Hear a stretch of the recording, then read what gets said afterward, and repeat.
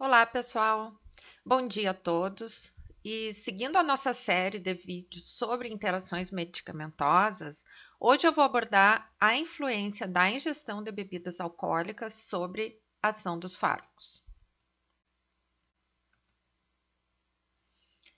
Para discutir as interações medicamentosas com o álcool, interessa saber se seu uso é ocasional ou crônico. Temos pacientes com dependência alcoólica que geralmente omitem essa informação do profissional da saúde. Tá? Então, temos que lembrar que o etanol, sob a forma de bebida alcoólica, é a substância psicoativa mais consumida no mundo. O seu uso ocasional, em pequenas quantidades, não tem grandes problemas de interação medicamentosa. O maior problema é a ingestão com sobrecarga aguda, maior consumo, então maior volume de álcool, quantidade de álcool, e o seu uso crônico e sistemático, que chamamos de alcoolismo. Nesses dois casos é que há um maior potencial de interação medicamentosas. Vamos relembrar um pouco da farmacocinética do álcool. Nesse primeiro slide, então, eu vou falar alguns pontos sobre a absorção do álcool. O álcool é uma molécula pequena, o etanol, solúvel em água, com absorção relativamente lenta no estômago e absorção mais rápida no intestino. A presença de alimentos no estômago vai retardar o esvaziamento gástrico e vai diminuir a velocidade de absorção do etanol, produzindo uma maior intensidade de efeitos. Ao contrário também, se for ingerido o álcool em jejum, com estômago vazio, vai absorver mais e produzir uma maior intensidade dos efeitos. A biodisponibilidade do etanol é em torno de 100%. Sobre a distribuição do álcool no organismo. O álcool não se liga a proteínas plasmáticas e, em função da polaridade do álcool, ele tem ampla distribuição pelos tecidos e fluidos corporais, em função da composição de água desses fluidos. Ele apresenta maiores concentrações em regiões com maior conteúdo de água, como plasma, saliva e urina, e ele também não vai se distribuir pelo tecido adiposo. O álcool atinge concentrações cerebrais semelhantes às concentrações plasmáticas. O metabolismo do álcool é hepático, envolve principalmente duas enzimas hepáticas, a álcool desidrogenase e a aldeído desidrogenase. A primeira vai metabolizar o álcool a acetaldeído, que é uma substância tóxica e carcinogênica. Depois, o acetaldeído vai se transformar em acetato através da aldeído desidrogenase. E esse acetato vai ser facilmente metabolizado em CO2 e água e vai ser eliminado. Enzimas também são envolvidas na metabolização do etanol. A catalase vai metabolizar uma pequena fração do álcool.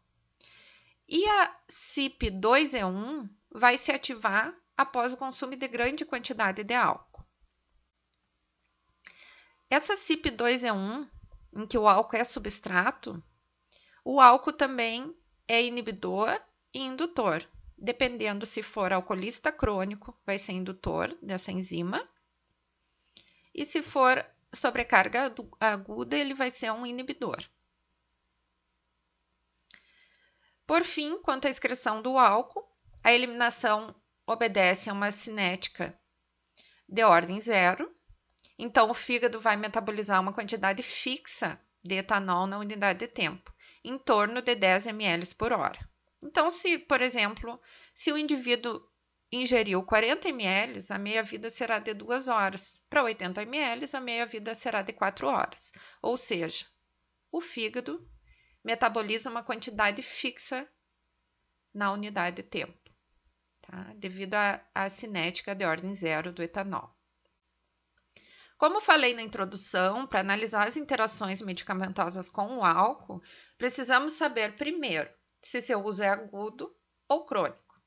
As sobrecarga aguda do álcool influencia de forma diferente da ingestão crônica do alcoolista. Os dois vão... A estimulação da secreção ácida do estômago, a maior produção de ácido clorídrico, na verdade, tanto o alcoolista quanto a ingestão aguda vai acontecer esse estímulo da produção do ácido clorídrico. Outra questão é o retardo do esvaziamento gástrico. O efeito diurético, né, inibe o hormônio antidiurético, a vasopressina. O hormônio antidiurético, que é a vasopressina. Tá? Além disso, o álcool pode desnaturar certos fármacos de natureza proteica. A inibição do metabolismo, como eu já falei, de muitos fármacos, exacerbando seus efeitos. Além disso, uma consequência importante da ingestão de álcool é que ele vai facilitar a dissolução de substâncias lipossolúveis. Então, vai levar à absorção de substâncias que, em outras circunstâncias, não seriam absorvidas. E que a dose desses fármacos foram calculados para um percentual X de absorção para levar os efeitos esperados no organismo. Aqui tem um estudo que mostra como que a ingestão de álcool aumenta a absorção de fármacos pobremente solúveis. Nesse estudo, a solubilidade aparente dos compostos analisados aumentou em até 7 vezes, em fluidos gástricos simulados contendo etanol a 20%. Aqui estão os fármacos que foram analisados: cinarizina, felodipina, griselfulvina, indometacina, indoprofeno, progesterona, terfenadina e ácido tolfenâmico. Esse aumento na solubilidade desses fármacos acarreta, então, o aumento do efeito. E aumenta, assim, a probabilidade de ocorrer eventos adversos desses medicamentos. Esse estudo, então, está disponível na rede e eu coloquei aqui a autoria deles e a revista que foi publicada. Em relação ao álcool crônico, então, o alcoolista. O álcool crônico aumenta os efeitos dos fármacos irritantes, né, da mucosa gástrica, podendo levar a hemorragias. Esse efeito também é visto na sobrecarga aguda de álcool. Ele pode ter efeito hepatotóxico e vai ter efeito aditivo com medicamentos que sejam hepatotóxicos também. Além disso, tem efeito aditivo nefrotóxico. Outra questão é que o álcool possui efeito depressor do sistema nervoso central e vai potencializar os efeitos de fármaco com essa mesma ação sobre o sistema nervoso central. E, ao contrário da ingestão aguda com sobrecarga de álcool, o alcoolismo vai acelerar o metabolismo de alguns fármacos, com a redução consequente dos efeitos desses fármacos. Por fim, aqui duas questões também importantes em relação ao alcoolismo. A primeira delas é que ele induz a tolerância cruzada com fármacos, como exemplo aqui benzodiazepínicos, barbitúricos e anestésicos. Esse efeito ocorre por adaptação do sistema nervoso central. Dessa forma, vai precisar maiores concentrações desses fármacos para produzir os efeitos. Aqui também a questão do tratamento do alcoolismo. É utilizado os benzodiazepínicos para diminuir os sintomas da abstinência alcoólica. Os benzodiazepínicos possuem essa aplicação porque eles competem pelos mesmos sítios de ação do álcool. E assim eles vão facilitar o processo controlado da abstinência sem produzir efeitos exagerados. A síndrome acetaldeídica é um dos mais conhecidos efeitos da ingestão concomitante de álcool com medicamentos. Por quê? Alguns fármacos têm a capacidade de inibir aldeído desidrogenase, causando acúmulo do acetaldeído. Esse acúmulo que vai gerar sintomas desagradáveis como ardência na face, dificuldade respiratória, náusea, vômito, queda da pressão, vertigem. Essa reação também é conhecida como efeito de sulfirã. O disulfiram era um fármaco que era usado para tratar o alcoolismo. Ele saiu do mercado e seu efeito era o mesmo, ou seja, inibia a aldeído desidrogenase. Assim, quando o paciente ingerisse o álcool, ele ia ter os mesmos sintomas, tentando assim estimular o mesmo a abandonar o alcoolismo. Esse efeito é importante, nós vamos ver mais adiante fármacos que produzem esse efeito antabuse, por exemplo, os antibióticos. Os antibióticos, a ingestão de antibiótico, o maior problema dela é inclusive isso, produzir esse efeito antabuse, com aparecimento dessas reações adversas. Então, aqui também outros fármacos indutores de reações do tipo de sulfirã na presença de álcool. Exemplo aqui, isotretinoína, cetoconazol, sequinidazol, nitroglicerina, verapamil e assim por diante.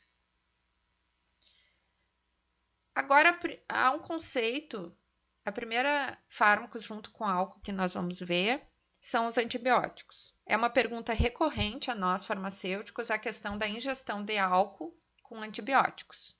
E há um conceito entre os leigos que não deve ser utilizado bebida alcoólica durante o tratamento com antimicrobiano, porque corta o efeito do antimicrobiano, do antibiótico.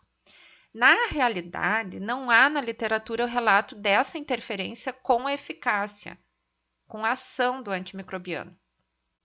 Mas são outras reações que justificam nós recomendarmos não ingerir álcool quando em uso de antibióticos. Em primeiro lugar, não parece lógico a pessoa estar sob um tratamento de uma doença infecciosa e utilizar álcool com objetivo recreacional, principalmente pelo risco do efeito antabuse, que acabamos de falar, gerado por muitos desses antibióticos. Outra questão é que os efeitos de náuseas e vômitos que pode ser produzido pelo álcool pode diminuir a absorção do antibiótico. Outra questão é o efeito do álcool sobre o hormônio antidiurético, que vai aumentar a filtração glomerular, aumentando a excreção desse antibiótico. Por fim, também há uma relação entre o uso abusivo do álcool com suscetibilidade aumentada a infecções, porque o álcool exerce um efeito imunomodulador. Então, se o indivíduo está com alguma infecção e precisa de um sistema imunológico forte para combater essa infecção, não faz sentido o uso do álcool. Então, todos esses fatores é que, na verdade, justificam não ingerir bebidas alcoólicas com antibióticos. Bom, quanto a efeitos gastrointestinais da ingestão de álcool com anti-inflamatórios, primeiro a gente tem que considerar que o álcool aumenta a produção de ácido clorídrico estomacal. Associado a isso, se utilizar junto um anti-inflamatório não esteroidal ou corticoide, é sabido que os AINES inibem a produção de prostaglandina, que são responsáveis por estimular a secreção do muco protetor da mucosa gástrica, e dos íons bicarbonato. Além disso, tanto os AINES quanto o álcool, eles podem se difundir pelas células epiteliais do estômago e causar dano celular. O resultado disso é o efeito somatório de irritação na mucosa gástrica, podendo levar a gastrites e mesmo hemorragias gastrointestinais. Outra interação importante do álcool é com hipoglicemiantes, ou com a insulina, utilizada para controle do diabetes insulino dependente, ou também com fármacos hipoglicemiantes, como a glibenclamida. Então, a glibenclamida é um fármaco hipoglicemiante que nós sabemos usado no controle da diabetes, que pode causar como efeito adverso a hipoglicemia. A associação do álcool com a glibenclamida, principalmente em jejum, o efeito hipoglicemiante do álcool é maior em jejum, então pode causar uma hipoglicemia acentuada. Além da glibenclamida ser um daqueles fármacos que causam o efeito antabuse. Então, os sintomas clínicos da hipoglicemia são tremores, sudorese, palpitação, palidez, tontura, confusão, irritabilidade, né? Corrigir.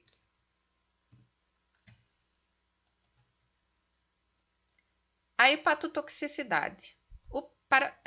O álcool já é conhecido, né, por ser hepatotóxico, né? Ele gera hepatite, cirrose, né? E o paracetamol tem uma questão importante associada com o álcool, porque a metabolização do paracetamol é hepática, principalmente, na verdade, por conjugação com ácido glicurônico, então pela glicuronização e por sulfatação. Só que em doses acima de 4 gramas por dia, satura essas vias principais de metabolismo do paracetamol. Então, o paracetamol vai sofrer oxidação. No caso dele ser oxidado pela CYP2E1, ele vai gerar esse metabólito hepatotóxico.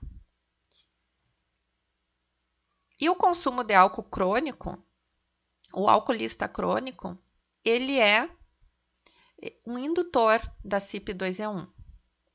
A consequência disso é que em alcoolista crônico, então, ocorre a formação aumentada desse metabólito hepatotóxico, podendo ocorrer hepatite medicamentosa, com aqui os sintomas descritos nesse quadro. Isso é relevante porque vocês sabem que o paracetamol é um dos analgésicos antipiréticos mais utilizados no Brasil e no mundo inteiro. Tá? Então, essa interação é relevante.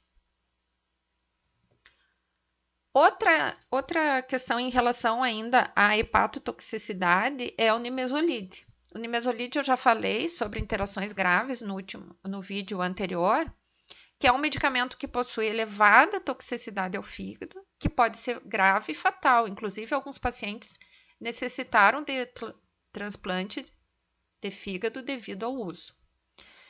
A verdade é que a venda de nimesulida foi proibida em diversos países. Em alguns países, como os Estados Unidos, nunca foi autorizado o uso desse medicamento. Isso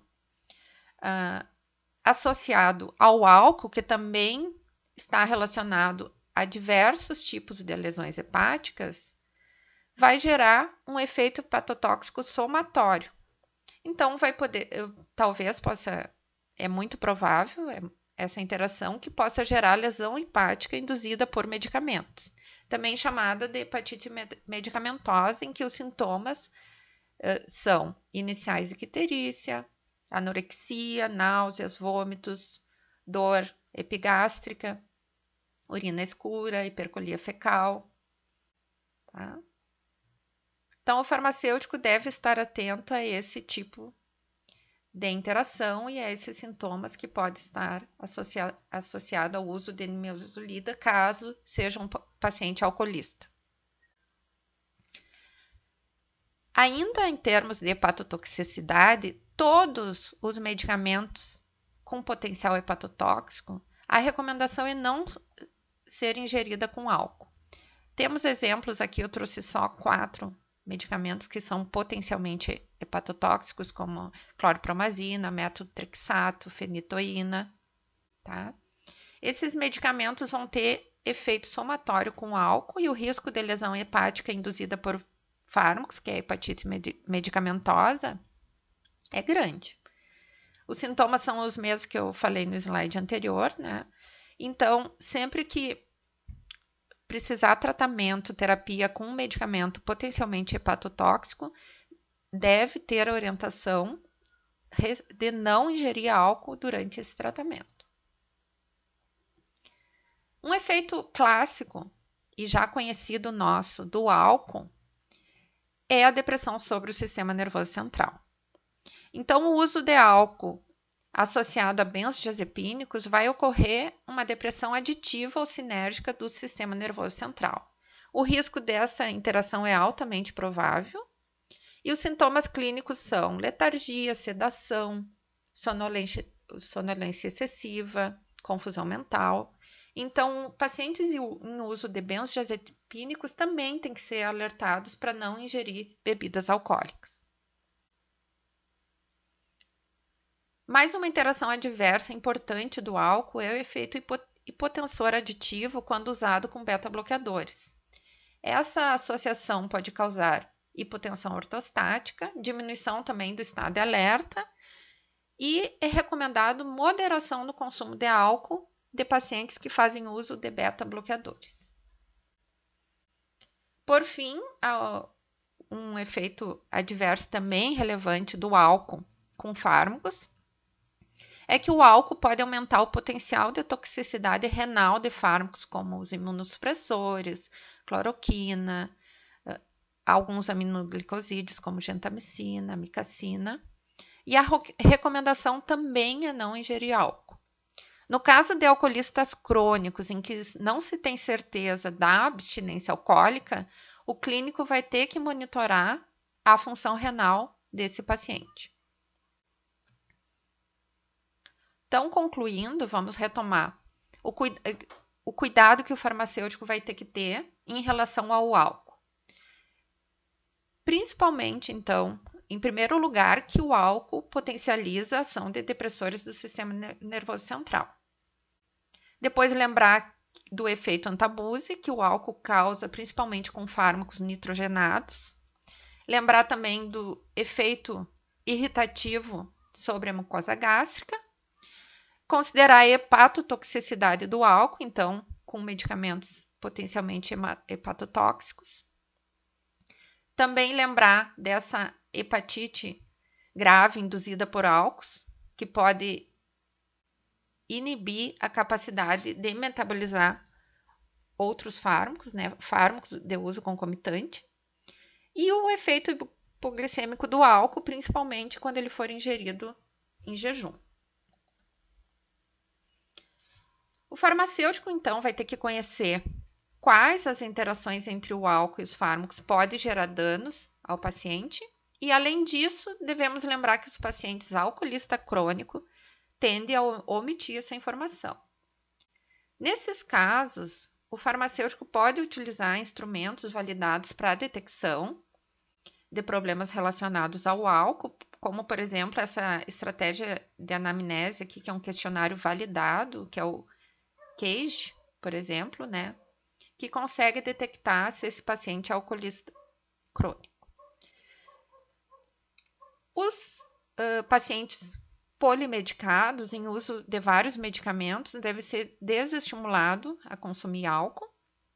E os pacientes que apresentarem problemas relacionados a medicamentos suspeitos de serem ocasionados pela interação entre álcool e fármacos, deve ser realizado, então, o encaminhamento médico para a avaliação desse paciente pelo clínico responsável.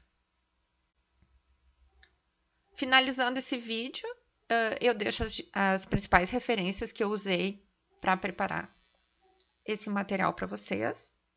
E o próximo vídeo vai ser, então, o manejo farmacêutico das interações medicamentosas, para nós encerrarmos essa série sobre as interações medicamentosas. Grande abraço para vocês e ficamos por aqui.